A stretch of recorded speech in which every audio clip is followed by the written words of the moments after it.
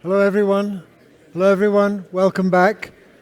We begin the afternoon session with our second keynote address from Ernest Arieti, who's the Secretary General of the African Research Universities Alliance, ARUA. Ernest's title is Developing a New Research and Innovation Ecosystem for Africa Through Effective Partnership. Ernest is the Secretary General of the African Research Universities Alliance. He's Professor of Economics and former Vice Chancellor of the University of Ghana.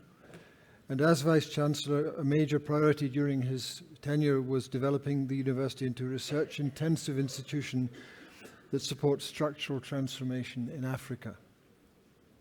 Before that, he served as Director of the Institute of Statistical, Social and Economic Research at the university, and was the first director of the Africa Growth Initiative of the Brookings Institute in Washington, D.C. At various times, he's held academic appointments at major universities, including the School of Oriental and African Studies in London, and Yale University and Swarthmore College. And he serves on numerous boards, including the African Economic Research Consortium, of which he's currently the chair. Ernest, thank you. Thank you. Thank you very much, Peter.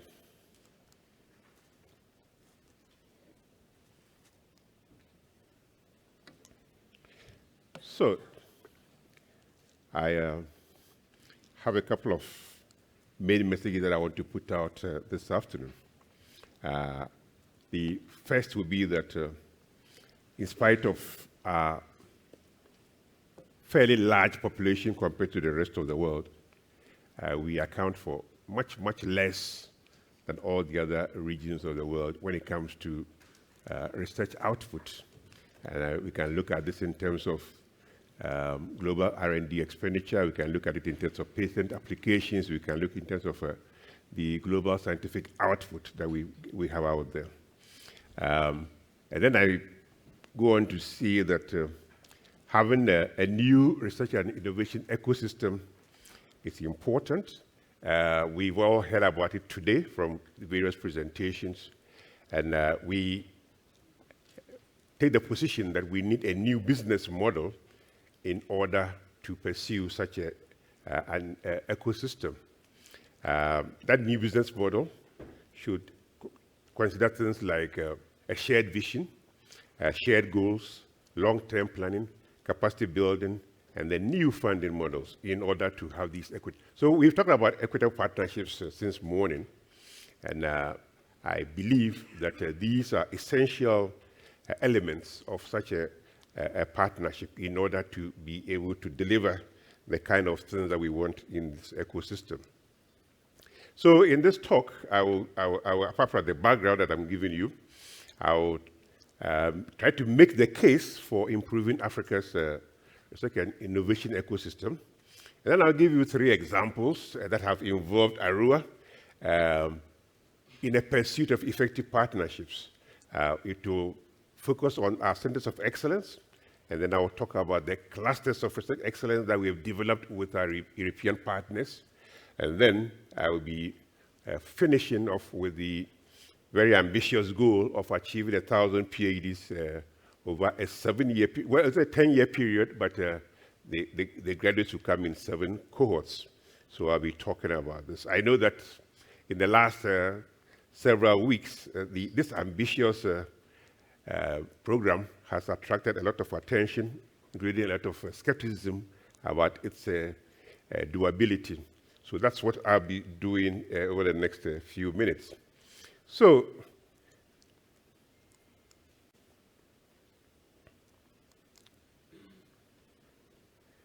I'm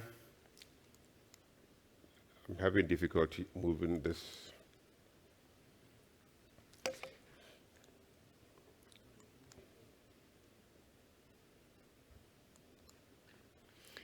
Fine.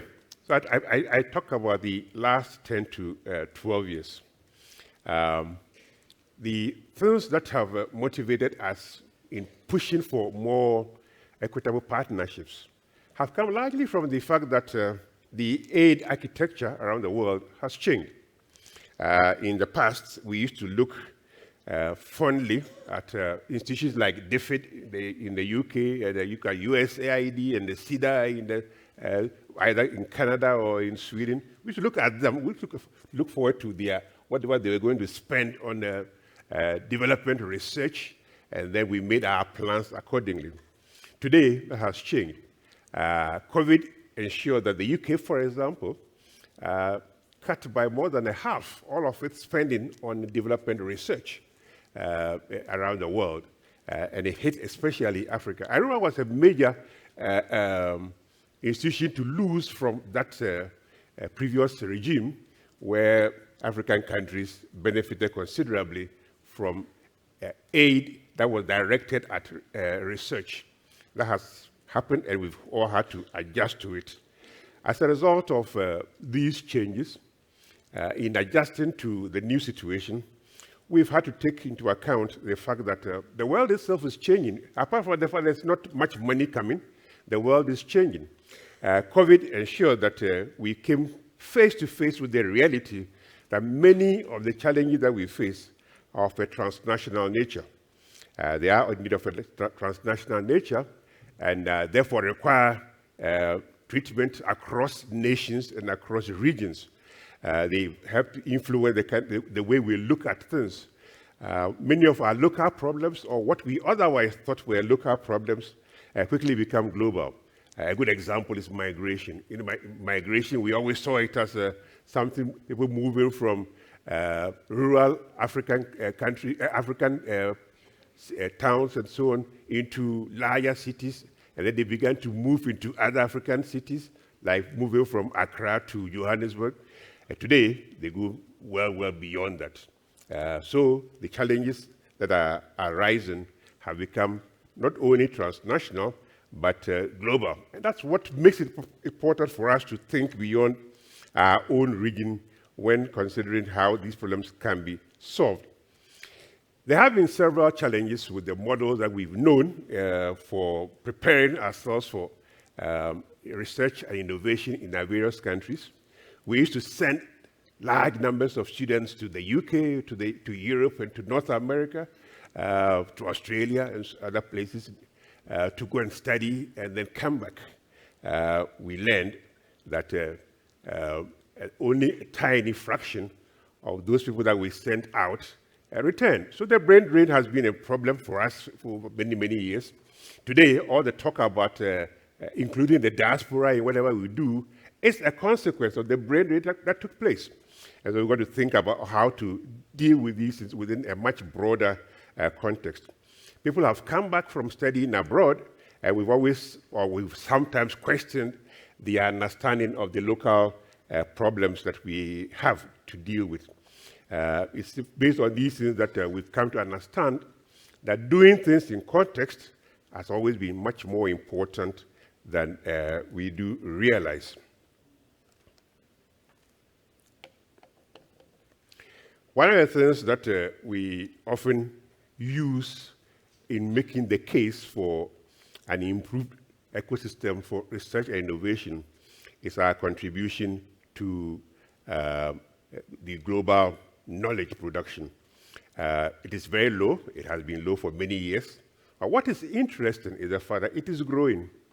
It has grown considerably in the last 5 years. We've moved from doing less than 1% to now being around a little more than 3%. So that's important for us to understand that, yes, we may be growing in terms of our contribution, but we are still way behind everybody else. And that helps to make the case for improving the ecosystem. You know, what I like about this map is the fact that in the previous one that we used to apply in making our case, the Africa, which you see there at the bottom in green, used to be a very narrow strip. Used to be a very narrow strip. That narrow strip is growing. It's not growing fast enough. That's why we must make sure that it grows much faster than it is doing in this map here. So we talk about spending, again, in making the case. we note from this chart here that despite the progress, the gross expenditure on research and development remains well below the world's average.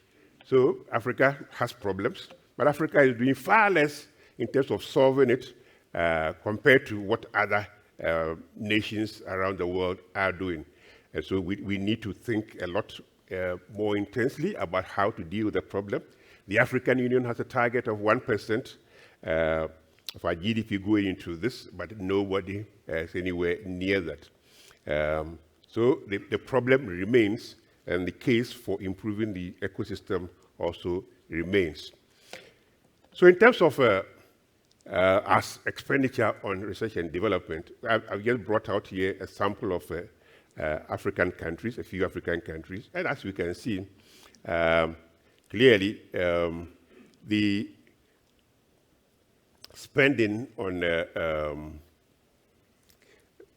research and development varies from place to place. We see the distribution by sector of performance here, where South Africa is probably one with the much more expansive distribution, where about 46% is coming from business, and the government doing 23%, higher education only about 28%. This is very interesting considering the fact that for most African countries, most of the research that is done comes from universities, and so we see that not much is being done in many of our countries for the universities. For Ethiopia, what we show here is that 74% of all the research done in Ethiopia is done by a handful of universities in Ethiopia. In South Africa, it's a lot more diverse, where it's about 28%. In South Africa, you see a lot of contribution from industry, and that's what happens. We show how this is broken down into different types of research: basic research, applied research, experimental development, and so on. And again, you see the greater diversity in South Africa. When you show this, when you do a same chart for North American and the European countries, you find a much broader spread, again with a domination from business and industry, which you don't find in many African countries. Therefore, I need to think or rethink the approach to partnerships in order for us to be able to deepen the ecosystem.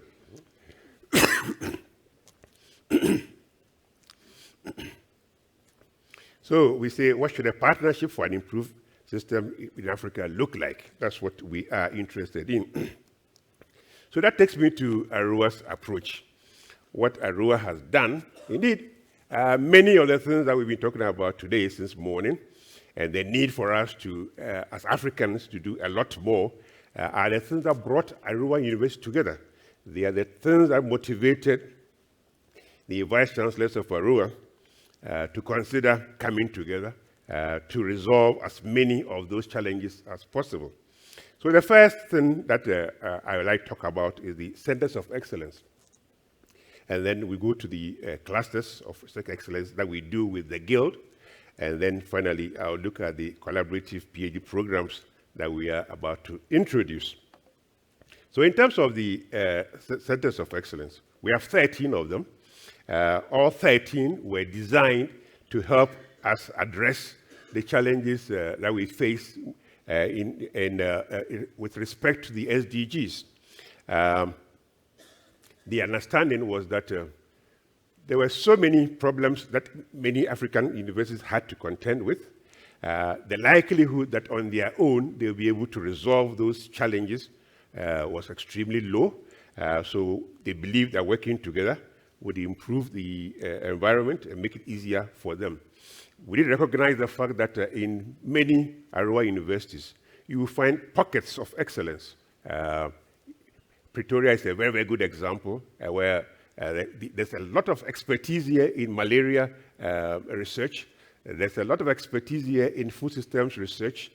Can the scientists in Pretoria alone deal with the malaria challenges of Africa? Clearly, working with other malaria experts in the rest of the region would enhance the chances of probably finding a more viable vaccine than we have today.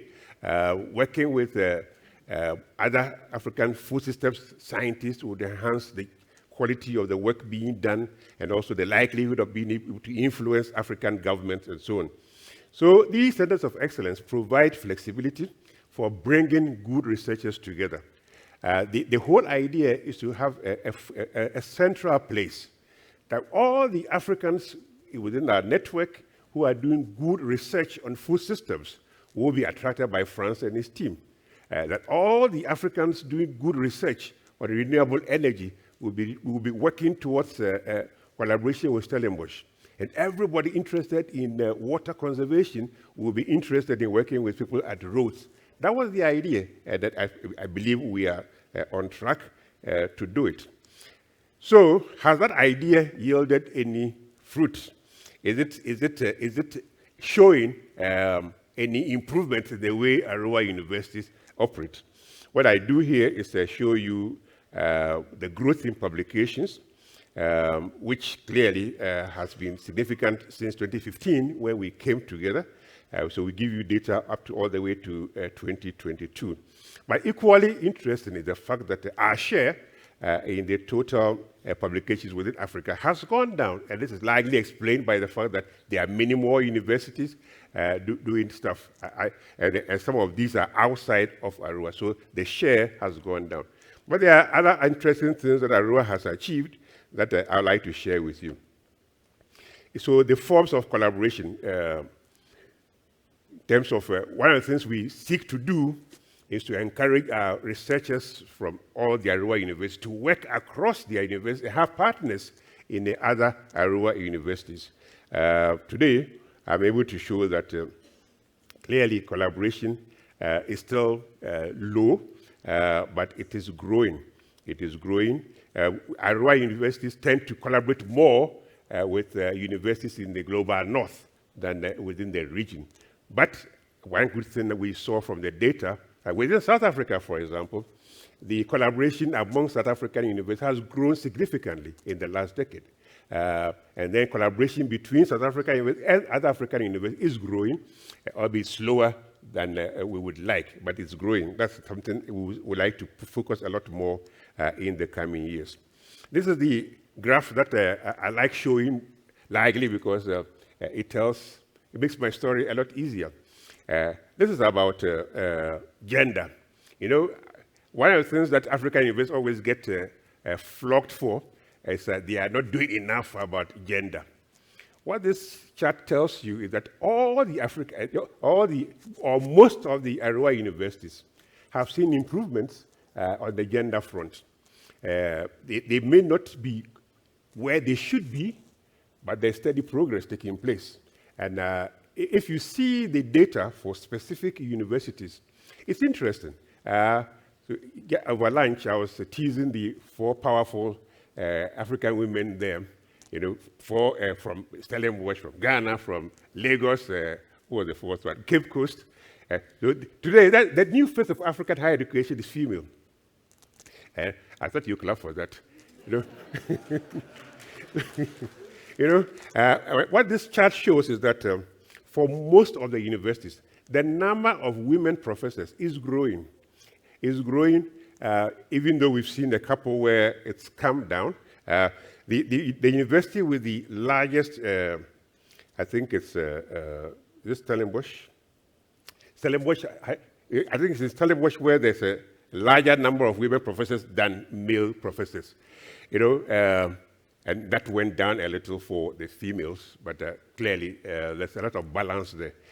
The hope is that in the not too distant future, all the other African universities will have the same kind of arrangement in place as the South African universities are doing. So clearly, so what makes Arua universities want to improve on their gender record?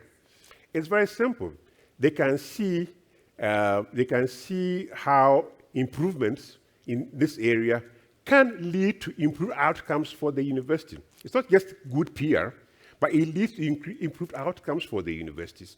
And the South African universities are a very good example of that. So when a vice chancellor from, let's say, Ghana sees this, then can go to the council and make a case, can make a clear case as to why we need to do a lot more on the gender front.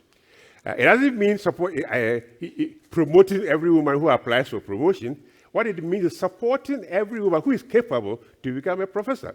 Everyone who is capable. That's how it should be. I'm very happy with this because Arua clearly is having some impact on its member universities. So, given all of these things that we've shown, Arua tries to work through these centers of excellence, and the centers are clearly yielding some result. These centers were able to attract about £20 million 4 years ago from the UKRI, and that has made a very big impact on the way they function. We agreed to use these centers of excellence in all of our engagements. Basically, if you want to engage with Arua, we will prefer that you work through our centers of excellence. Of course, it doesn't close the door to other forms of collaboration. And so we use these. In 2018, we encountered the Guild of Research Universities in Europe for the first time, and we agreed to work. Since then, we've done so many things together. We've partnering with the Guild, we've approached the European Union and the African Union, trying to influence the development of an African Knowledge Society. We've been very active in trying to promote within African universities. We're very supportive of ARISE. We've been very supportive of how African researchers can work a lot more closely with their European counterparts. And then we've jointly endorsed the EU Innovation Agenda. So in the long term, agreeing to work together, we decided to form these clusters of research excellence that would address common challenges in Europe and Africa and the inequity that has characterized research in Africa. So this is where I sort of stress quite a bit. Addressing common challenges in Europe and Africa. We're not addressing challenges in Africa alone, but in Europe and Africa. And then also the inequity that has characterized research in Africa. So this morning we heard your story from Morocco, a very painful one, but clearly one that was very common in the region 10 years ago. Today, I believe that is going down. Probably not going down fast enough, but we have a direct mechanism for trying to deal with that in a manner that is going to make those kinds of occurrences much less frequent. So we formed these 20 clusters of research excellence, so you find that we seek to address the SDGs, we seek to promote scientific excellence, we seek to promote equity, we have an agenda for inclusion. This morning we had questions about inclusion. We are dealing with that directly through this. And then brain circulation and capacity building. Dealing with the brain drain is something that we are developing programs for, and then we have a long-term focus. Most of the things that African and European universities have done over the years have been quite short-term. A lot of the grants you get from DFID or from UKRI or any other CEDA and so on, for a long time, has been of a short-term nature, 3 years, 5 years maximum. We realize that, look, you cannot do much capacity building in the region with a 3-year grant. We've got to think longer, and so this long-term focus which is exactly what we have presented to our partners, and it's working. The Guild and Arua see opportunities. We see this as creating an opportunity for African universities and their researchers to gain coordinated access to the facilities and human resources of European universities. Today, there was a question about infrastructure. The average European university has much better infrastructure than most of the average African university. So there's nothing wrong with wanting to have a coordinated access to it. And again, we're also providing opportunities for European universities to spend time. So a European researcher who wants to do research in northern Nigeria or in northern Ghana, so for example, probably has to negotiate with 1 or 2 individuals that are not able to guarantee access to the data or information being sought. By having this partnership, we are able to provide access for European researchers in a coordinated manner, which is important. When I'm marketing Arua to people, I say, buy one, get 20 free. So you deal with Arua and you get 20 other universities for free. You're able to, there's a system that allows you to engage with them. And so this is what we've been taking away. What is most important about all of what we are trying to do is taking away the incentive for the brain drain. So we are in a partnership. And in that partnership, an African going to Oslo for a number of months to do work gets locked into a network, an international network of global researchers, high quality research, gets locked into it and becomes a part of it. When the person returns to Africa, it's still a part of that network. There's no incentive to want to live in Oslo in order to do good work, or live in Glasgow, live in Warwick in order to do good research. That's what this partnership makes possible. And in doing it, of course, this is the model that we've put there. We have the European hub, and then we have the African hub. The African hub has its own notes that it works with, and each of these spoke institutions that are part of the network for Africa attract on their own other institutions. So it's using this to reach marginal institutions that otherwise wouldn't have had the opportunity to work within this kind of this. And we have agreed to work in 4 different areas that are considered to be priority by the AU and the EU. So we are working in public health. We have 20 clusters. About 9 of them are in public health. Another 5 or so in the green transition. And then for innovation and technology, we have 4 working there. And then in area of capacities for science. These are the areas that have been prioritized by the European Union and the African Union. And so our clusters are designed to fall into those 4 boxes. And it's been going on and quite effectively. So we have short-term ideals, where in the short term, we are working together to attract resources from existing facilities like the Erasmus+, the Horizon, and then the MSCA doctoral training schemes. These are things that are already existing, and we seek to lock into them. In the medium term, we expected to work on the joint doctoral academies. We also had the long-term program for early career research and so on. What is interesting is the fact that many of the things that we wanted to do in the medium and long term, we've had to bring forward. We've had to bring forward largely because we got this support from the MasterCard, which is still pending, but we have that, and that has prompted us to accelerate the work on the PhD. So we do ask the question, does Africa need more PhDs? Yes, it's a question that has been asked several times and answered differently by different stakeholders. There are those who believe that Africa does not really need. There are those who are very skeptical about Africa's capacity to produce good PhDs. And so for all of these people, we seek to make a difference. And so we say Africa does need a PhDs. We talk about the need for improvements in academic staff. At Arua universities, for example, there are a number of them that have far less than 50% of their staff already with a PhD. And so we need these PhDs in order to develop the research and innovation ecosystem. In order to do that, we've invited all of our universities that are interested, and we encourage all of them to be interested, to submit proposals to contribute to the 1,000 PhDs per annum program. So let me give you a bit of background to that. So we approached MasterCard Foundation looking for support to do PhD programs at our centers of excellence.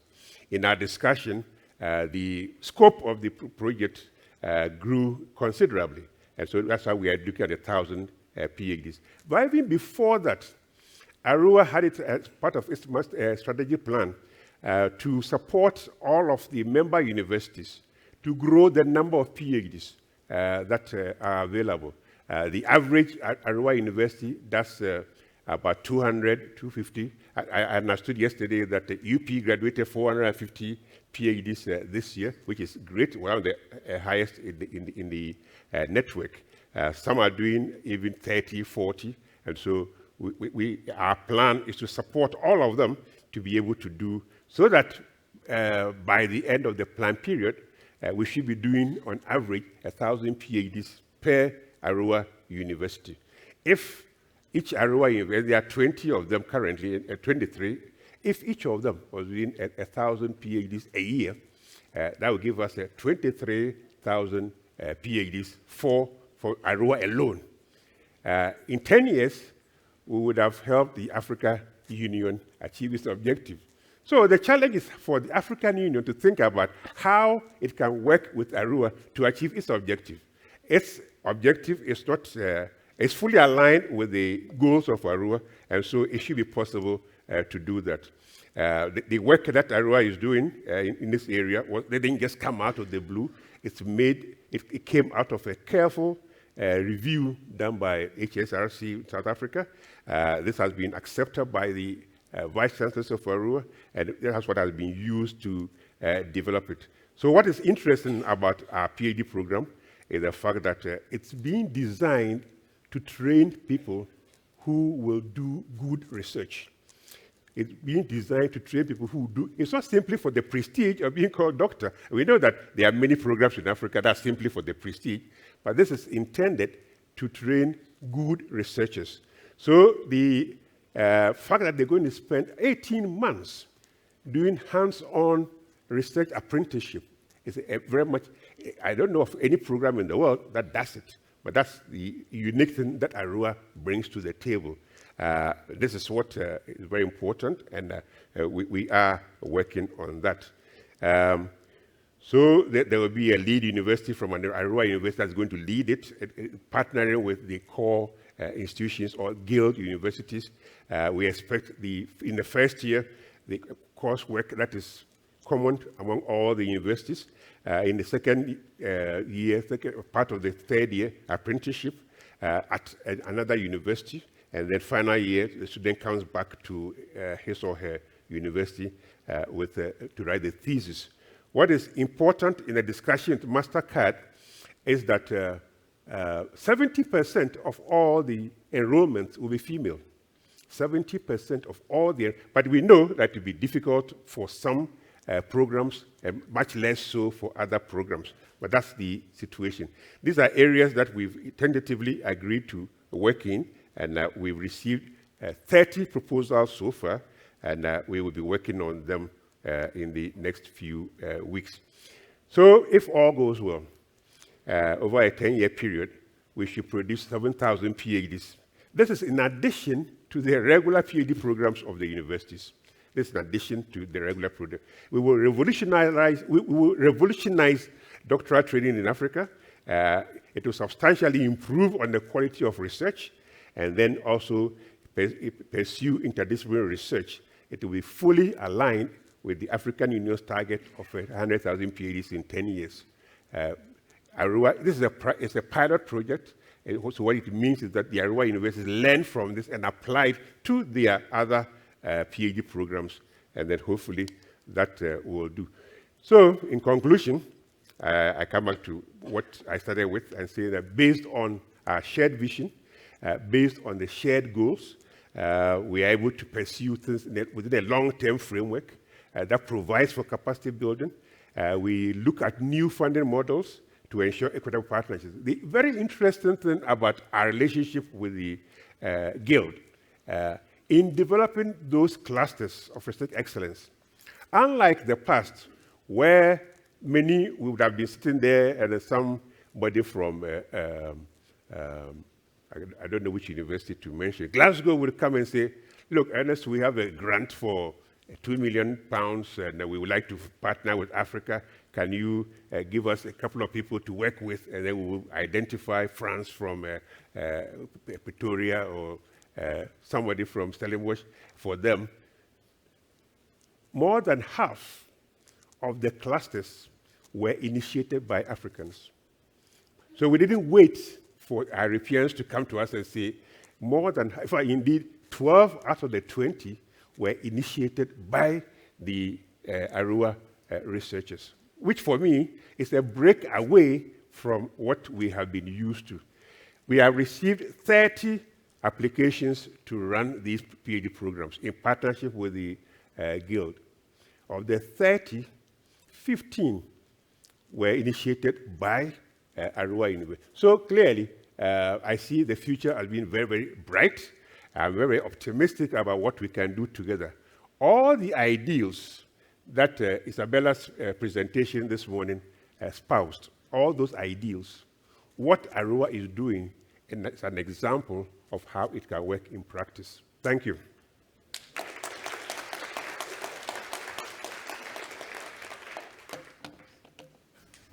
We have a little time for excuse me. We have a little time for questions. Andre, there. Get it.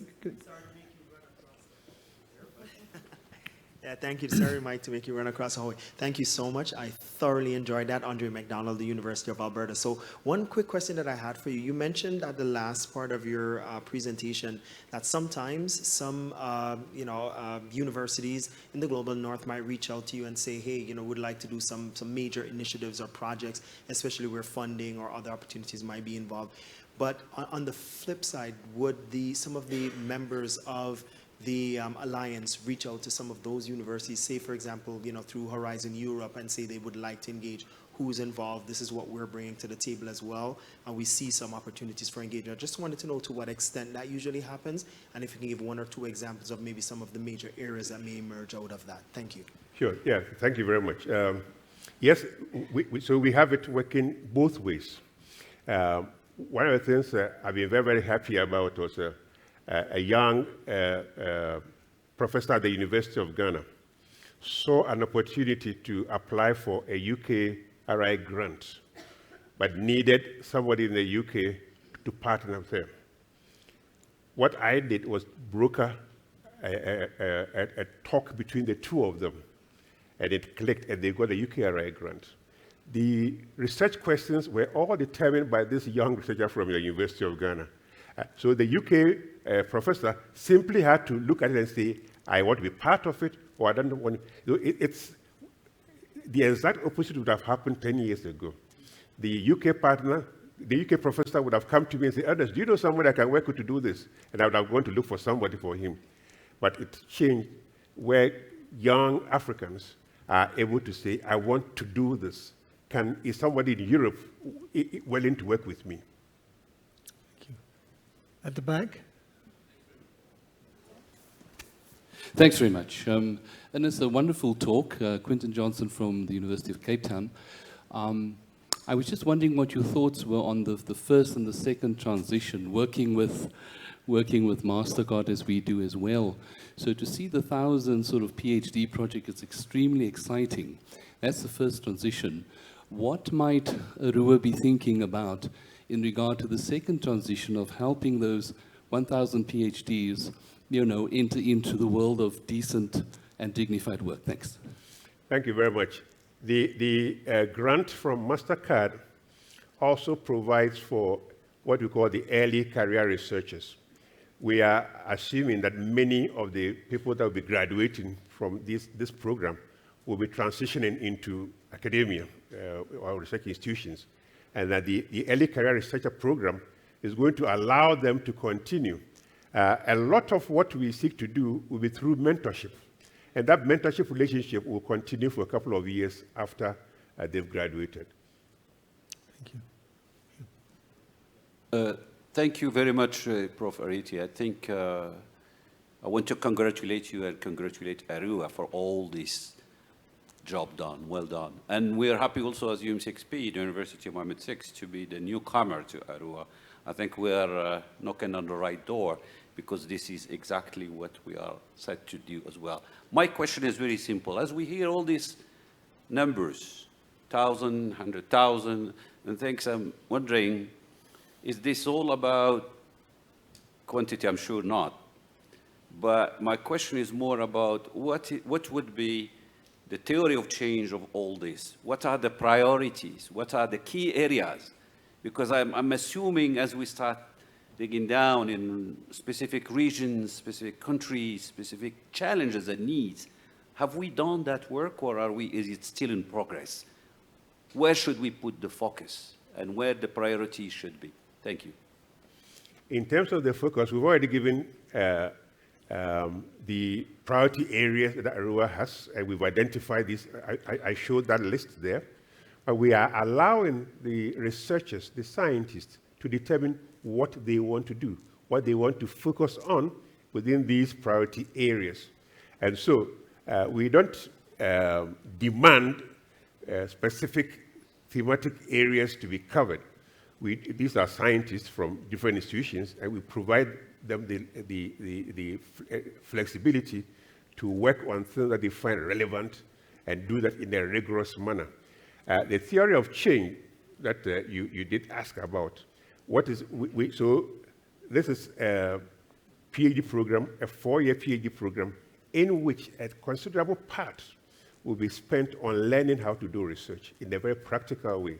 So for the social scientists, for example, we expect them to begin work on very large longitudinal studies in order to avoid a situation where African social scientists are graduating with PhDs but don't know how to manage data.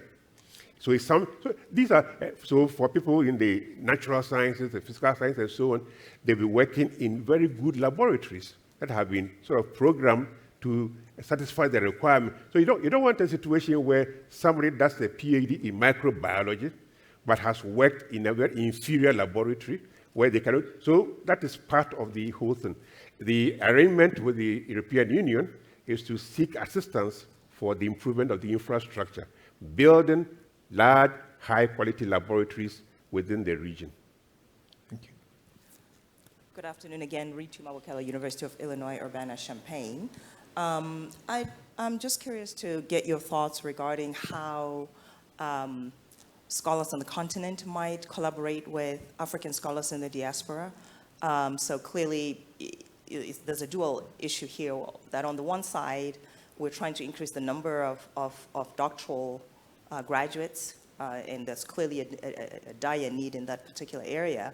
But there's also talent that exists, may not be residential on the African continent.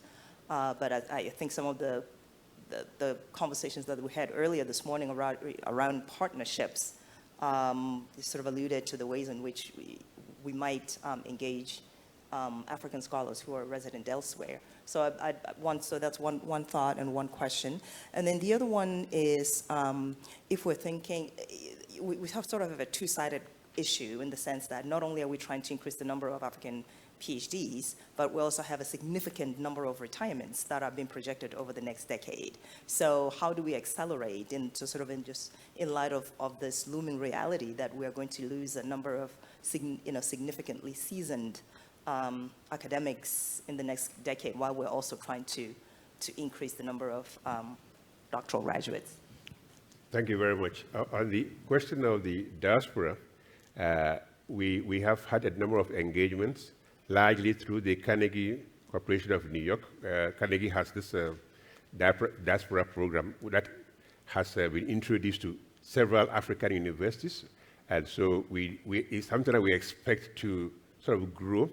But beyond what the Carnegie Corporation provides, ARUA has had a contact with the HBCU, the historically black colleges and universities in the US.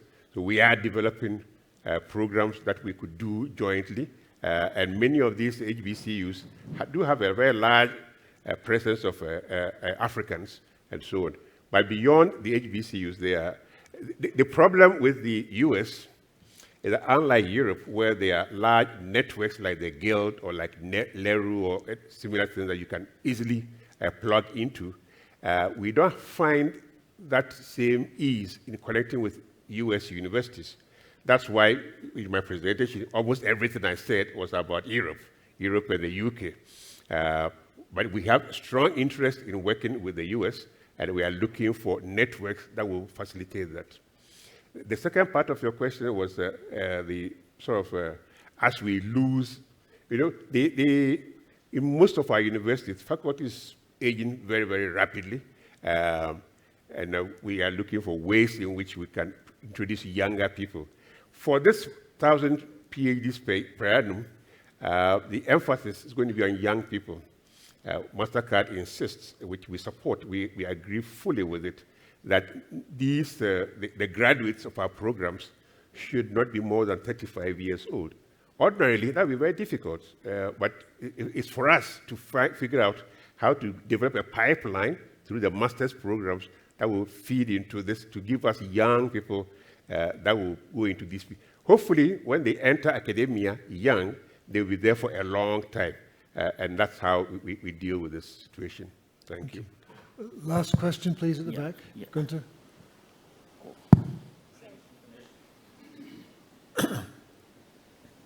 My name is Günther Meschke from Ruhr University Bochum. I'm very much impressed about the centers of excellence and we have installed. And the numbers you have presented show also how successful this structure is. But my question would be, how static or how dynamic is this a group of currently 13 universities, such a structure of a center of excellence can unfold a dramatic release of energy of other universities, having the incentive also to join this club of universities of excellence. And is there a future scheme to allow also other universities entering these research centers? Is there, I'm thinking here of a concept we have in Germany. This is the Excellence Initiative. Every 7 years there is a big competition throughout Germany for getting the status of University of Excellence. And it evolves, even though if you are not finally successful, it evolves, it unfolds extreme activities and initiative and innovation also within the universities. Yeah, thank you very much. What you say is very right. One of the things Arua agreed from the very beginning was that we should never become an elitist organization, even though we are seen as leaders in the research ecosystem within the region. So we encourage each of our centers of excellence to work not only with other Arua universities, but also universities outside of the network. A good example, I think France, you have a food systems program that has partners in Africa that are outside of the network. The water arrangement center in Rhodes has several partners that are not part of the, so it's done intentionally in order to bring up other researchers. So clearly, what the message we put out there is, so long as there is enough ambition, there's enough ambition to do good research, Arua will be very open to that, and that's what we pursue. In terms of, we are not there yet to be able to do the kind of competition that allows, but I think it's something that we will consider for the future. Thank you. I'm afraid we have no more time for questions now, but those of you who have got remaining questions will be able to catch Ernest at various points during the day or afterwards. Thank you again. Thank you. Thank you. Thanks. Thank you. Thank you. So we move on now to the third regular session on developing research careers. This has a focus on career development from PhD through to early permanent academic appointment. And it will be moderated by Barnabas Nwangwe, who is the Vice Chancellor of Makerere University. Barnabas, thank you.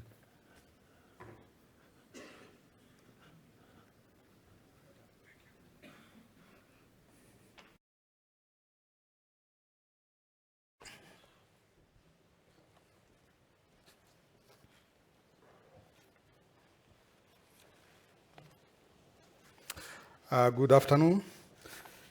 I have been requested to moderate this promisingly very interesting session, because this is where now we are going to say, how do we grow the wood in Africa? And we have got three very interesting speakers who are going to show us how this is done. But before they come, I want to tell you a few stories. With everything, you must begin with some politics. The first story is about the World Bank structural adjustment programs of the 80s and the 90s. And in his book, Professor Mamdani, whom probably some of you know, quotes the World Bank as saying that African governments should not invest in higher education because higher education is a private good. They should instead invest in basic education because that is a public good. And apparently African governments accepted that. And that led to a serious damage to higher education in Africa. 30 years later, the figures that Dr. Botenga and Professor Riete are still quoting, the same World Bank, after realizing the damage they had done to Africa, comes back and says, if Africa is going to move her people out of poverty, Africa must train at least, last week I heard it is actually 1 million, it is not 100,000 anymore. Because the person who told me, he says he's the one who authored that report. And in his report, he said Africa needs to train 1 million PhDs in the next 10 years, not 100,000 anymore. So you can see how big the task you have now. Eh? Ernest, it is, don't think of 1,000 PhDs per year. Multiply by 10, maybe even more.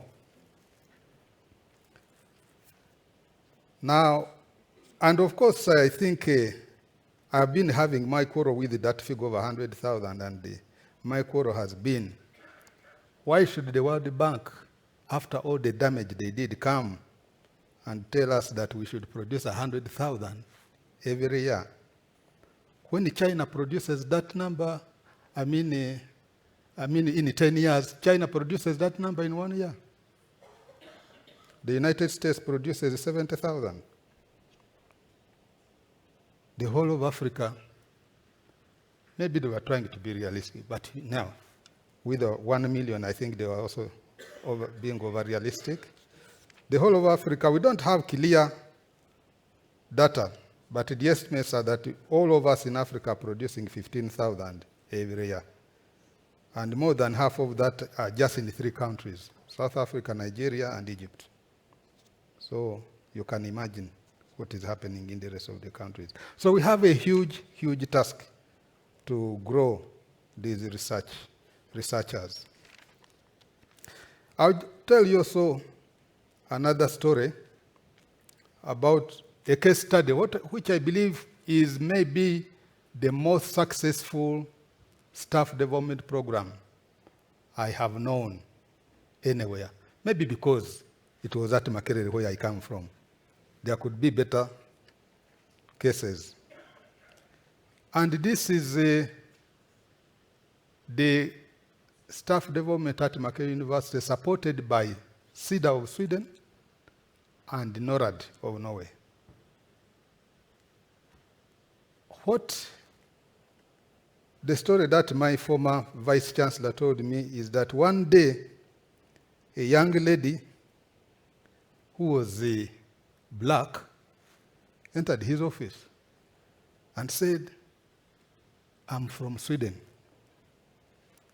and would you like to collaborate with universities in Sweden in research?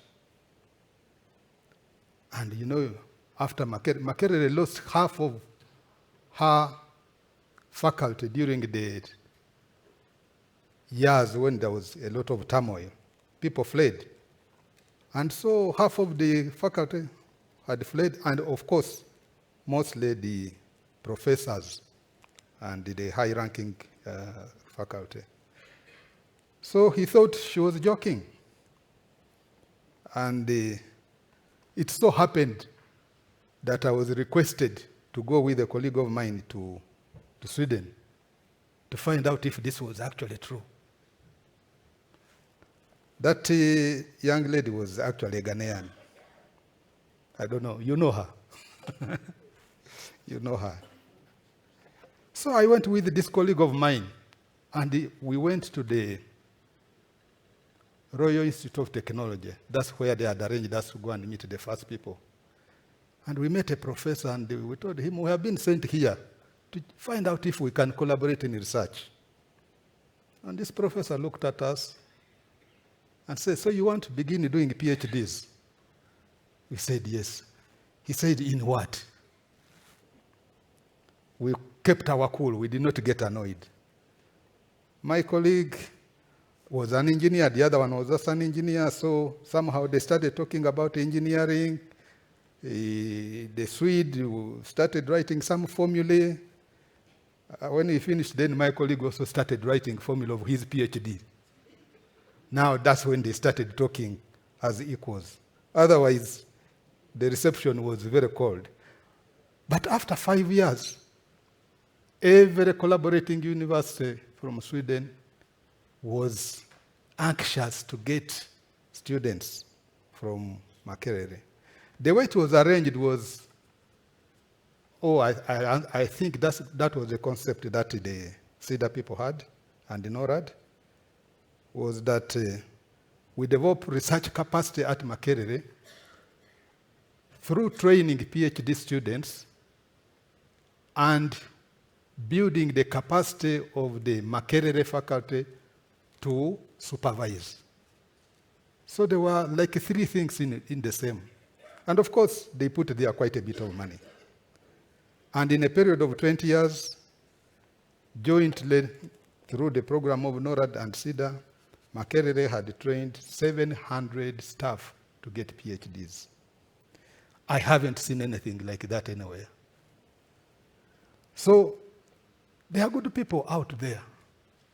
And that's the first time I knew that there was something called decolonization of research, because they insisted that the research questions must be made by the students from Makerere. Most of the work must be done at Makerere, but it was a sandwich. And 100% of all the students who went through this program are now at Makerere. We have never lost any of them. Maybe those are lessons for what we are going to do in Arua with the Guild of European Universities and the other partners.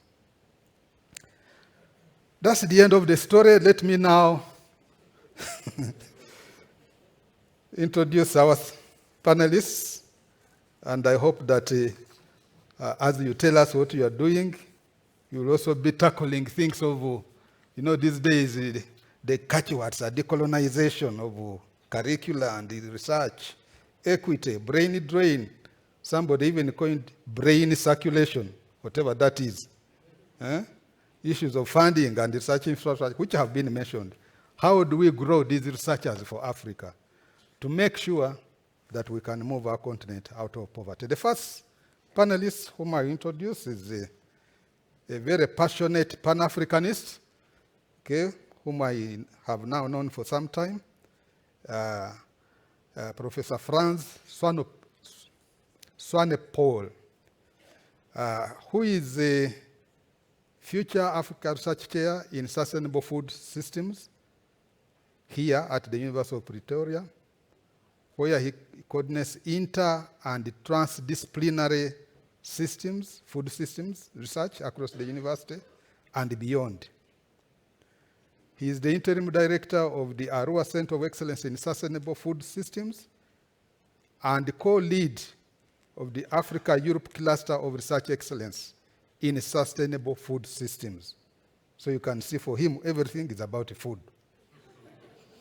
He has extensive experience of building and developing early career researchers during different phases of his career at NRF, as director of the African Doctoral Academy at Stellenbosch University, and as DVC at the University of the Western Cape. Franz is also a fellow of the Institute for African Development at Cornell University, USA. Please welcome Professor Franz Sanopoyo.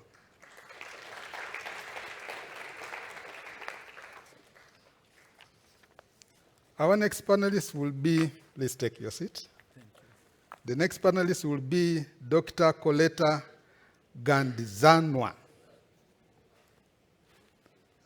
who is a project manager at Arua Center of Excellence in Sustainable Food Systems. This one? Yes. At Future Africa at the University of Pretoria. She's an agriculture economist by training with extensive experience in managing collaborative projects in Africa, i.e. Arua Center of Excellence in Sustainable Food Systems, the Sea Lab Africa, FSNet Africa, and Centers of Collaboration on the Economics of Agriculture Research and Development. Her research interests are in building food systems resilience in the context of climate change. She has also been involved in teaching agriculture economics courses as well as supervision of several postgraduate students. Coletta has worked with government departments as well as parastatals in an interinstitutional team of scientists analyzing the land reforms proactive land acquisition strategy farms in South Africa.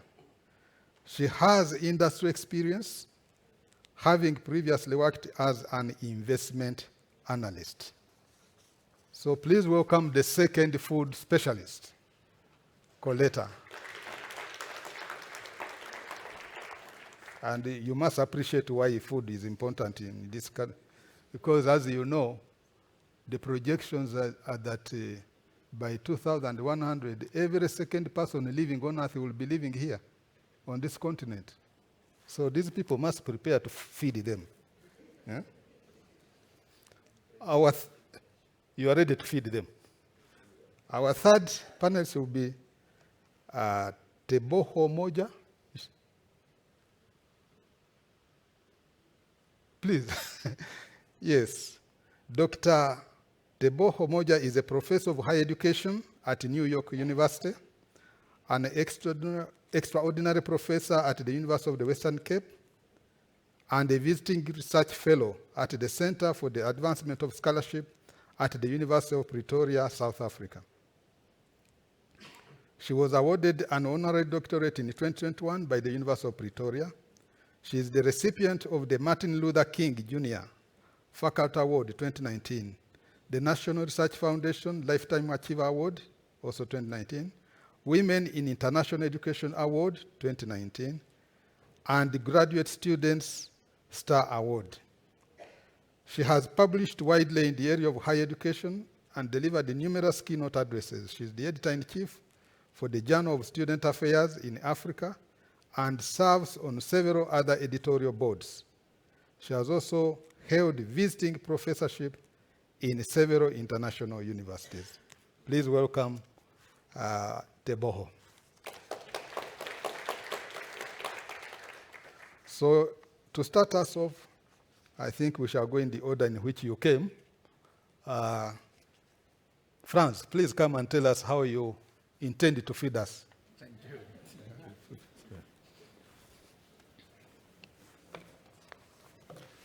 Good afternoon, colleagues. Thank you very much for the opportunity. I just want to apologize on behalf of Dr. Melody Mens-Coetzee. She would have participated in this session in the first presentation. She is a senior researcher and was working on both the case studies that we will be presenting. Unfortunately, she had a family bereavement earlier this week and couldn't be here. So that's why Coletta and I have agreed to step in. We will speak very briefly about pathways to securing Africa's science future and how to develop early career researchers. Why focus on the next generation? There is a compelling case to focus on early career researchers when we talk about addressing global challenges in the African context. In recent years, there is a growing calls for science, technology and innovation to make a fundamental contribution to solve global sustainability issues. As a result, we are seeing the research enterprise continues to increase competitiveness and to solve challenges of sustainability, but which should be addressed in much more complex situations. In this landscape, there is growing demand for high-level skills globally, and increasingly, we see that early career researchers are the cornerstone of the research enterprise. In the African context, countries have been lagging behind in transition into knowledge economies, as Professor Ariyiti has clearly outlined, and thus the demand for high-level skills on the continent is arguably even more pressing than in the developing countries. In the context of our conversation this afternoon, we will be presenting 2 case studies. Both of them were run under auspices of the Centre for Advancement of Scholarship here at the University of Pretoria and Future Africa during the period 2018 to 2023. The first one is PERCA, and the second one is a Food Systems Research Network for Africa. The second one was a Research Excellence Grant under auspices of the Arua Centre of Excellence and funded by the partnership between Arua and UKRI. Coletta will deal with the second one, and I will deal with the first one, the PERCA focus. The Peer Learning for Emerging Researchers Knowledge and Advancement project is funded by the Carnegie Corporation of New York in collaboration with the National Research Foundation, and worked with a number of Carnegie-supported universities on the continent, but also many of them are Arua member universities. We've worked very closely in collaboration with Professor Ariyiti's guidance with a number of Arua member universities, specifically to look at the post-PhD phase and postdoctoral support on the continent.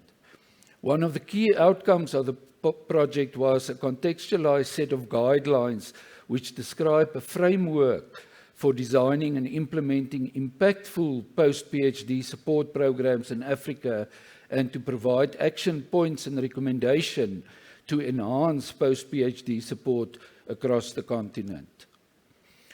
Before we continue, I think it's important that we think carefully, how do we define an early career researcher? Early career researcher versus an independent researcher. The early career researcher phase is usually the phase post-PhD, but not yet independent, emerging, becoming an established researcher. An independent researcher has started to develop a track record of first authored or peer-reviewed publications, have established the ability of raising own grants, and able to lead a research team as a PI. Also qualified and sufficiently experienced to do supervision of postgraduate students. From an African perspective, it's important for us to understand that there's a range of different criteria in how they define early career researchers. The specifics of these criteria varies widely by context and range from the age of the researcher. In some instances, in some universities, early career researchers are under 35 years of age. In South Africa, the National Research Foundation also says 35 years of age. A couple of years earlier, it was slightly later. Especially in the context of women, one needs to think very carefully how you define the age of the early career researcher, as was referred to by Professor Ariyiti also, because the fact that many of the female researchers go out of official career advancement but come back later. Also the length of service at the institution, the qualifications that they hold. In some cases, early career researchers, many early career researchers actually on the African continent and in South Africa hold master's degrees. They do not necessarily have a PhD degree. In South Africa, the average of academic staff across the 26 public universities, just over 50% of them have PhD degrees. The target that has been set for ourselves by the Department of Science and Innovation, the Department of Higher Education and Training, to be implemented by the NRF, is that we want to increase the number of PhDs teaching at universities in South Africa to at least 70%. Currently, there's only 3 or 4 universities who have above 65% academic staff with PhDs, including the University of Pretoria, Stellenbosch, Wits, and the University of Cape Town. The University of KwaZulu-Natal is also above 60%. In many of the African universities, as Professor Barnabas has also outlined, the figures are much lower and really emphasize the importance that we really need to escalate PhD production across the continent. The rank, in most cases, the early career researchers are lecturers. In some cases, they are senior lecturers. And then the employment status. In many of the African universities, short-term contracts are the norm. There's not permanent tenure-track positions necessarily available. From an African early career perspective, the ideal career path is the exception rather than the norm, where the early career researcher gets a PhD, go into a postdoc, go into a tenure position. There's, as I've mentioned, many short-term and grant-based contracts available, but permanent positions are limited. Women in particular may take breaks for various reasons, takes them out of the academic career for a number of years, and then they need to come back into academia again. And all those criteria need to be considered within the context of the development of women researchers as early career academics.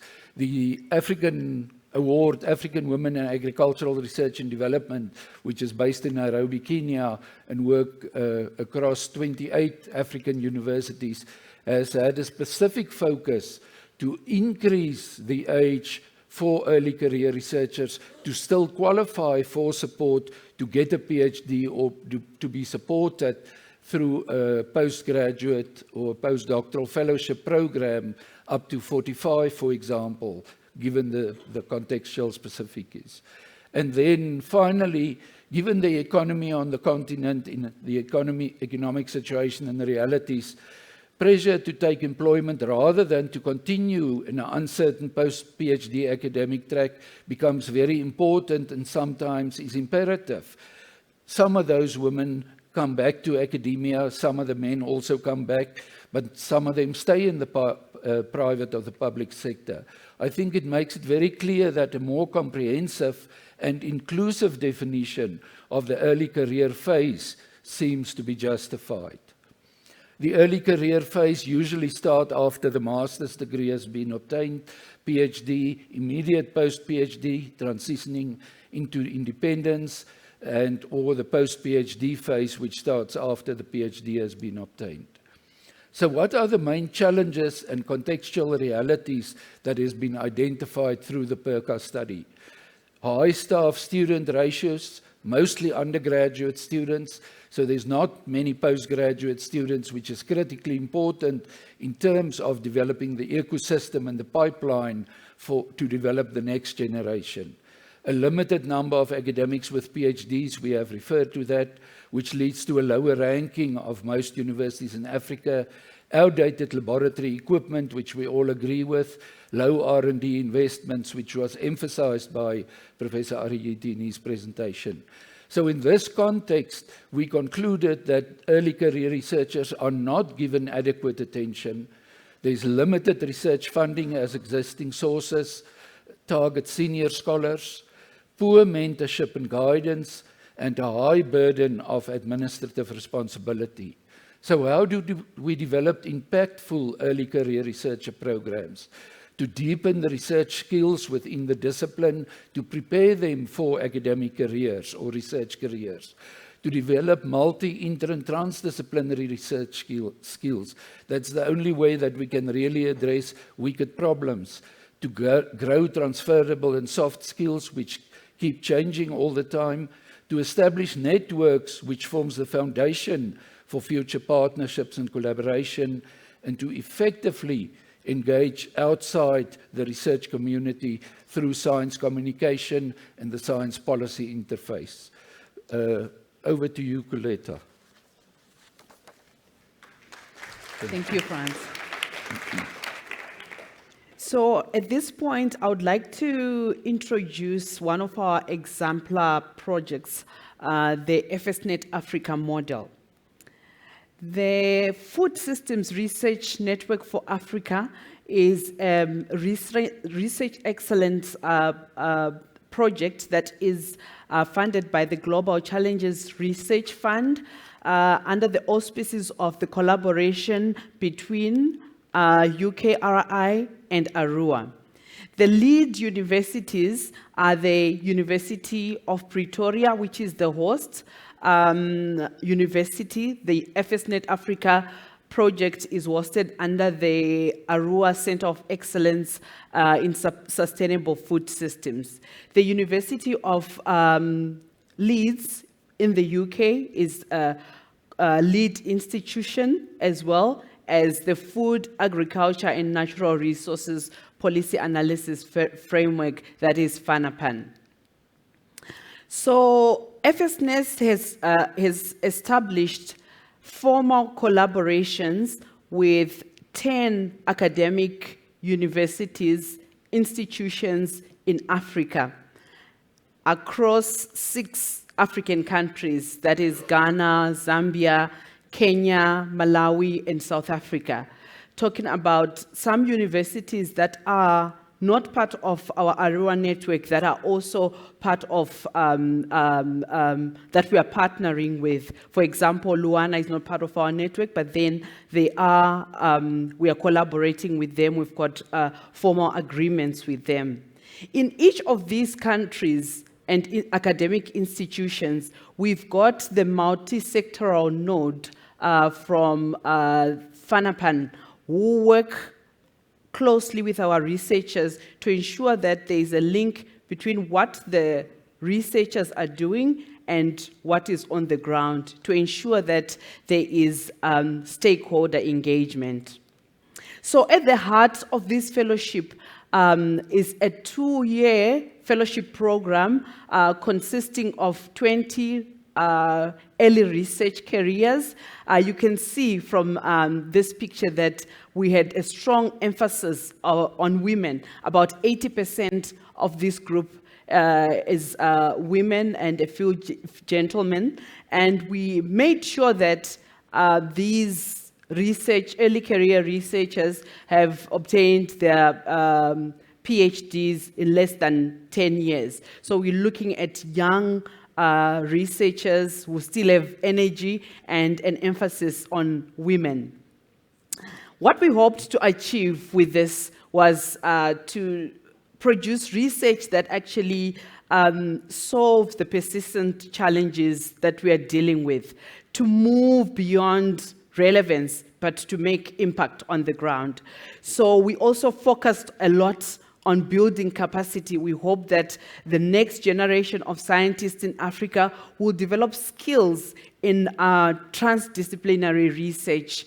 We also focused on building networks, to start building networks not only in Africa, but between Africa and the world, across career phases, disciplines, between academia and the society. I'll talk a little bit more about this in my later slides. So how we designed for impact is focusing on a 2-year fellowship program. Of course, conferences and other networking platforms do work, but in this case, we wanted to begin a relationship building through a 2-year fellowship program. And we also focused on co-creation with FANAPAN as one of the lead partners. We also integrated a capacity building into the research project. So the fellows did get funding to implement their projects, but then we structured capacity building interventions, which I'll show you, including mentoring. So we took an experiential learning approach in such a way that we had different interventions that were aligned and timed with the project life cycle, from conceptualization to dissemination. At each stage, we focused on different skills and strengthening the capacity of the researchers in these different skills. So for example, at orientation where the researchers were conceptualizing their research projects, we provided training in data management, developing budgets, project management, responsible research and safeguarding and ethics, for example.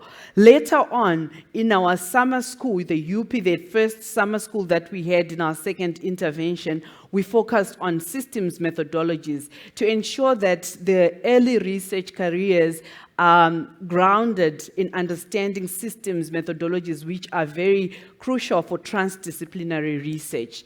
In the UK summer school, for example, we focus on impactful research. How can the research make a difference? Towards the end, we focused on science communication, stakeholder engagement. We had a write shop where our researchers focused on developing or focusing on developing not only the scientific writing skills, but also non-scientific writing for non-scientific audiences. So beyond scientific writing, we had training on grant writing, for example. There is a difference between having a good research idea and actually putting it down to get research funding. So how the fellowship worked, I mentioned earlier that we wanted to start to begin building networks, and hopefully these networks will last. At the center of the program is the fellow, supported by an African mentor and a UK mentor. This is what we called a triad in our FSNet Africa model. But supporting this triad is a UP researcher who was responsible for ensuring that this triad develops networks within the University of Pretoria and beyond. The researcher had an option to be part of the research, but their sole role was to make sure that this triad also connects with networks at the University of Pretoria and beyond. So you will see that networks were developed across career phases, as you can see from this triad, intra-African networks, international networks, and also networks that transcend disciplinary boundaries. So beyond what was happening within the triad itself, the fellow, the African mentor, the UK mentor, and the UP researcher, we also engaged FANAPAN for that research policy nexus. And for FANAPAN, their responsibility was to ensure that the node links the researchers to the food systems stakeholders to make sure that there is co-creation and engagement with the stakeholders to make impact beyond just relevant research. So what did we learn from the FSNet Africa project? So there is need for innovative programs to support early career researchers at all stages. There is scarcity of funding, yes, but that's just a part of the problem. Support systems within institutions are needed. This has to be intentional. Policies and strategies to support early career researchers are required. Formal institutionalized development or mentorship programs are needed. And what we could see clearly from the FSNet Africa model is that there is nothing that is stopping us from applying this very same model for at PhD level and other levels. Thank you very much.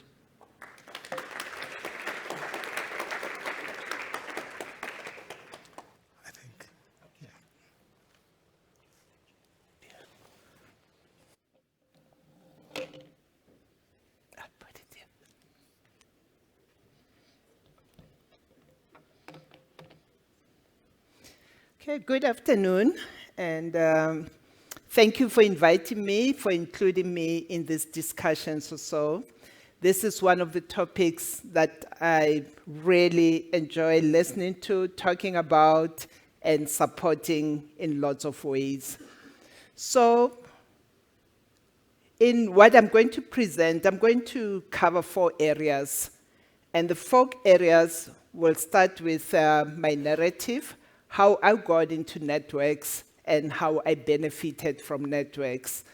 Then I'll talk about some of the early career development paths that are out there that we need to be taking into consideration. Third, some key components of building networked research communities that support earlier career researchers. And lastly, touching on how WUN can actually contribute in building those networks also. So first, my own story, my own narrative. I did my PhD in the US. I was on a Fulbright scholarship. I studied there. And I had no networks there. I had my dissertation committee that supported me all the way. But as an international student going back to South Africa, they didn't bring me into the networks or work with me within the networks there. It was like, you get a degree, you go back home. And I did that. I came back. And within 2 years of being back, I found myself engaged or being included into a research network that was looking at higher education policies and other policies also. It was an informal kind of network at the beginning. Some of you in this room might remember it, NEPI, the National Education Policy Initiative, that was set up as part of the product of the mass democratic movement before change in South Africa also. So this was an initiative that had developed from the universities, some of our key universities, that had educational policy units that led to the proposal that let's form these networks, let's work on policies for education to design the education systems we want after our freedom or so. So I came into that network as a junior researcher, inexperienced, and I was fortunate enough to be part of the management as well as being one of the researchers there. A very big network. We had over 300 researchers, and we worked with those researchers in different teams divided according to areas of specialization or so. And in it, there was intentionality as to who was going to be included and making sure that the teams were diverse. We talked about how to bring in scholars from the historically Black universities that were not known in those separated systems where we had Black universities and white universities or so.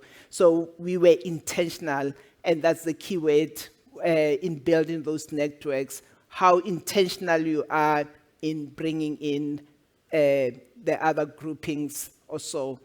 We worked across that, and we became very productive. Within 2 years, we actually published 14 books through Oxford Press. And there was a lot to learn in that whole process, in just being included, in being part of that. So that was a South African-based network. The second one, again, still working in the area of higher education, which is my area, my discipline also, that we also worked with 22 task teams, all coordinated under the Center for Educational Policy Development. And I was heading the higher education task team. So we worked, again, including senior researchers, junior researchers, and all together learning and mentoring, being mentored. I was being mentored. I was very junior in that time also. And that worked well. The last one, so that I don't take too much time talking more about my stories and the networks, was a project called HERANA, Higher Education Research and Advocacy Network in Africa, funded by the corporations in the US, Carnegie, that we have heard so much about today, as well as Ford Foundation and all. So again, that one was expanded. It included other researchers on the continent, so it went beyond South Africa. Each of those, for me, was a good learning experience or so. Since then, I've participated in many others that are international, networks that are international, and continue to learn even today. So the lessons that came out of that was the importance of a learning community. People that you can bounce ideas with, that you can work with, that can read your scripts before you sort of finalize them or so, with the intention for capacity building, the sharing of skills, and it helped a lot in increasing publications rate, or even just knowing the skill for publication. When I was doing my PhD, nobody talked to me about publications and how I turn my work into a publishable article or so. So it was through engagement in those activities that I was able to do that. So overall, this was a great professional growth moment for me, a period where mentorship and access to knowledge that I didn't have in terms of publishing and understanding the publishing world came very fruitful. The second point I said I'll touch on is more of looking at career paths of earlier career researchers or so. I've already mentioned I studied in the US in Wisconsin, and when I was there were students who were on their 10th year, 9th year and all, and I couldn't understand that. Why does it take you that long? I did mine very quickly and left. It was much later that I realized that there's more to just getting your degree. There's a lot of development that needs to happen. So when we talk about early career researchers, we should be talking about those who are still students in their PhD programs or so. And today we talked a lot about the number of PhDs that we need to produce, must produce these PhDs that are needed. It's only through partnerships that we can get the help in producing them, and not only giving them the degree or the certificate, but actually working with them, supporting them, mentoring them also, rather than just focusing on hitting the targets. Yes, we have hit the target, tick the box, and so on. So intentionality in preparing those students and the postdocs as well. And that's where I feel partnerships through WUN would be helpful, because they could host the fellows for a semester, for a year or so. I have seen other countries like China and Turkey that are sponsoring and support the early career researchers, the doctoral students, and the postdocs to actually leave the country, go somewhere. I'm based at New York University. We get inundated with requests of people applying for the Chinese Scholarship Fund, as an example, so that they can come and just spend a semester learning, going into sessions, observing, and all. Are we thinking of including that in these partnerships, that our partners can also be hosts for the students both ways, because we can learn from each other in both directions also. It is important to give people time away from home if possible, into a partner university, into a partner institution, for them to really grow professionally while they focus on their work, if they can afford the time away. We know that in most cases, most of our doctoral students and postdoc students already have lots and lots of family commitments. But for those that can take time away, that will be very important.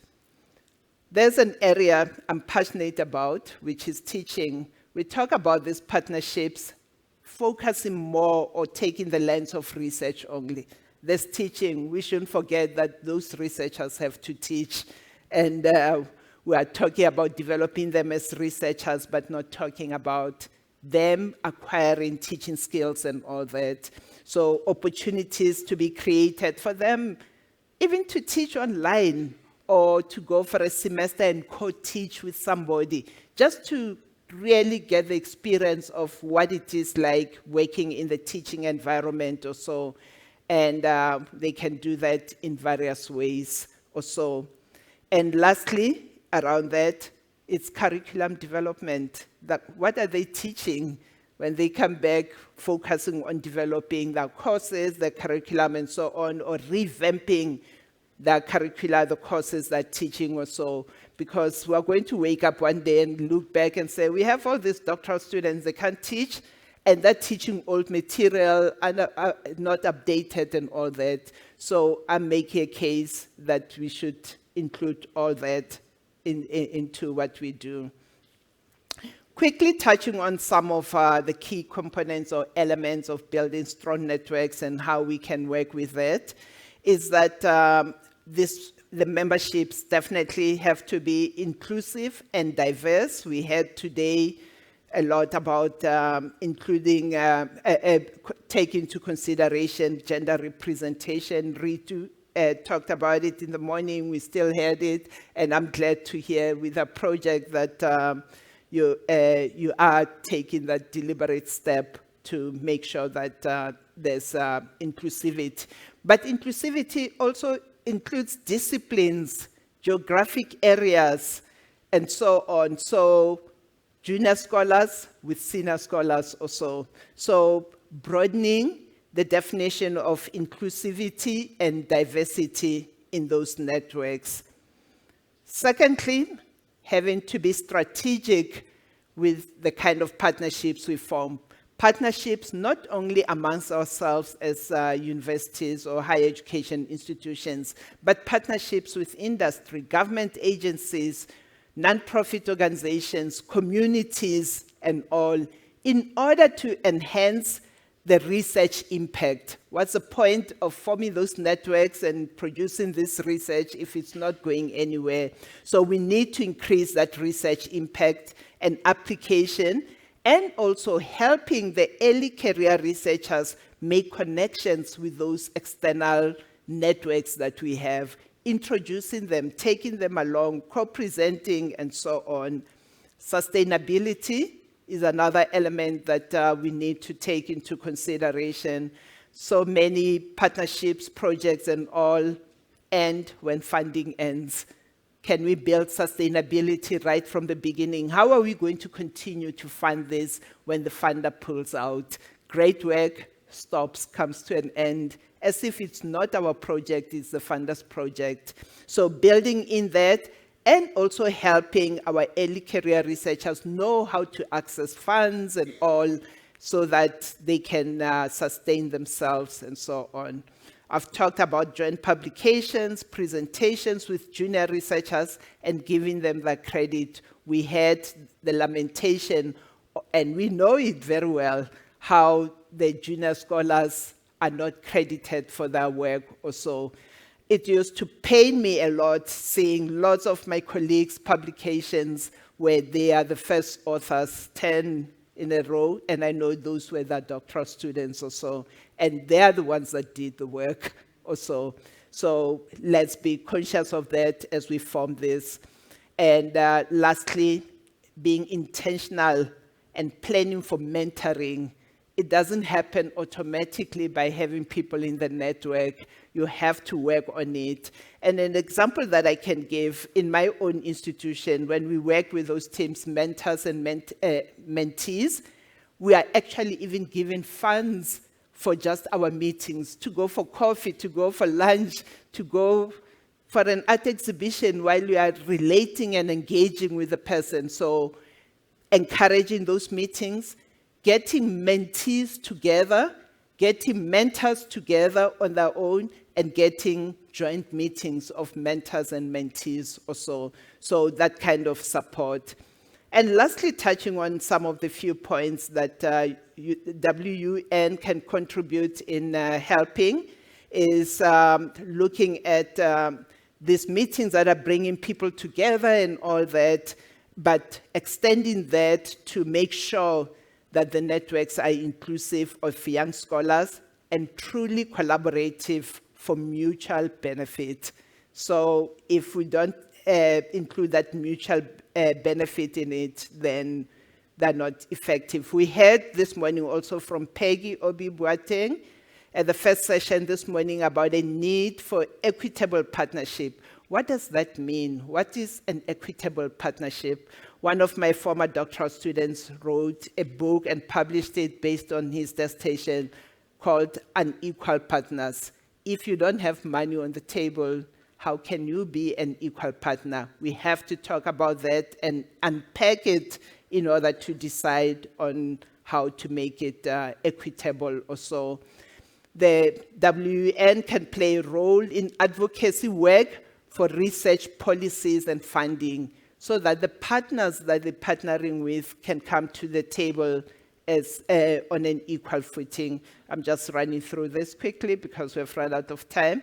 And lastly, another area that needs more attention in supporting research network is to promote the dissemination of those research findings also, and disseminating them in various ways beyond the traditional journal publications.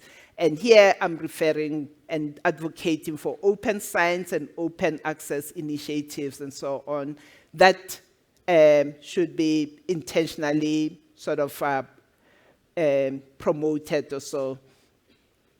Lastly, I would make a call for the need for us to network the networks. There are many pockets of good work that's been done somewhere. Can we look at how we network the networks, and in doing that, save resources, avoid overlaps, supplement one another's work and all, and also calling for a study of networks and partnerships in order to understand what is working well, what is not working well, and what is it that can be added to what we already do for it to be effective. Thank you.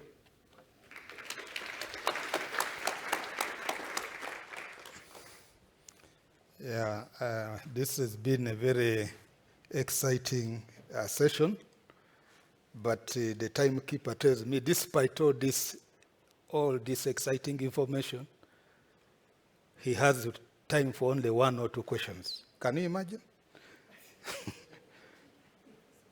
One of them will be from me.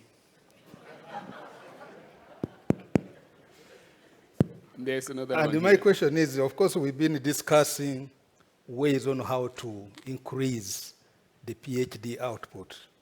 We are going to approach governments and try to convince them to support. But let me tell you what happened one time.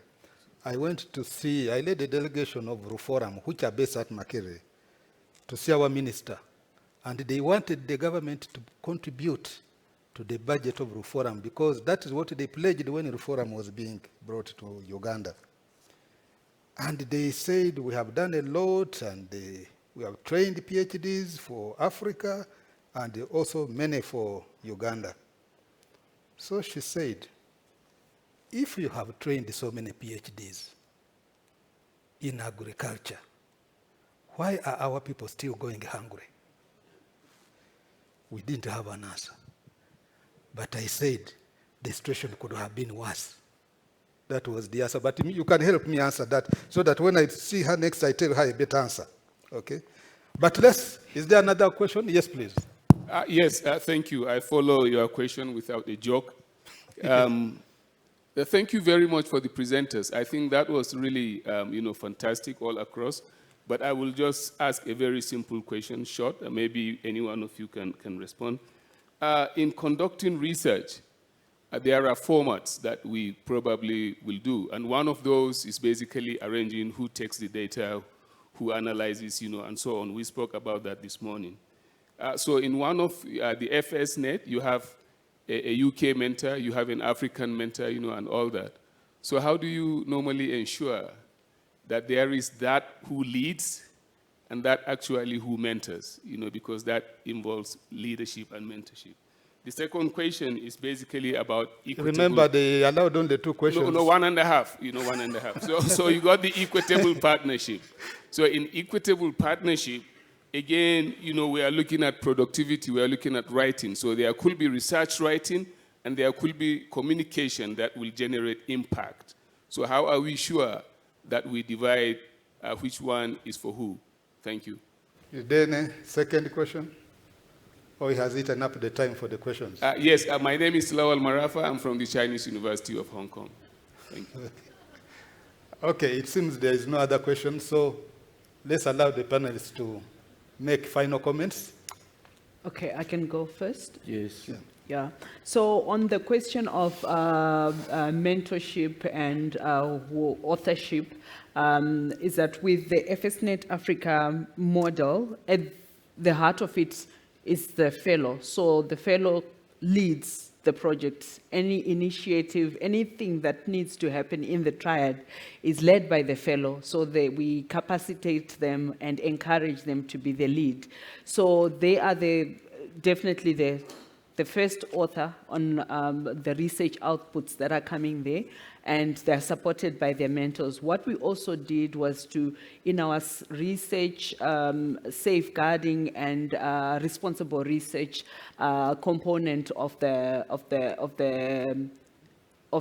program, we ensured that the triad had a conversation about authorship. So we did not have a one-size-fits-all recipe on mentorship. They know the dynamics of what is happening in the triad. They were supposed to have an open conversation about mentorship. So if it's one of the mentors who initiates the idea and they want to lead that output, they're welcome to do that. But in the context of the FSNet Africa project, the fellow was being capacitated and they led, and therefore they would be the first author on the articles.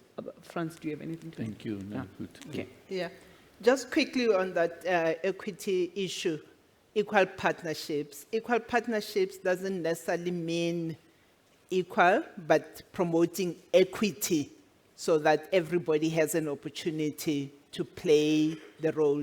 Co-PIs and all, and people have to be rewarded according to what they bring to the table. But to come to the table, you have to bring something in order to be able to talk. And that's why I say organizations like WUN can advocate for the funding of research in the Global South, add a voice to the fact that the scholars in the Global South need to also bring a check to the table. If you haven't brought any check to the table at all, it's hard to really be an equal partner. Thanks. Yeah, in his concluding remarks, in his keynote speech, Professor Ariete said he sees a bright future for Africa. And I was in Cape Town, I think, last month, attending a meeting where we were discussing innovation hubs at universities. And there was a British lady who was facilitating, and she made a statement which I think really encouraged me and told me to be bold and look forward. And she said, you should love your future more than you hate your past. On that note, can we thank our panelists for making us love our future more than we hate our past?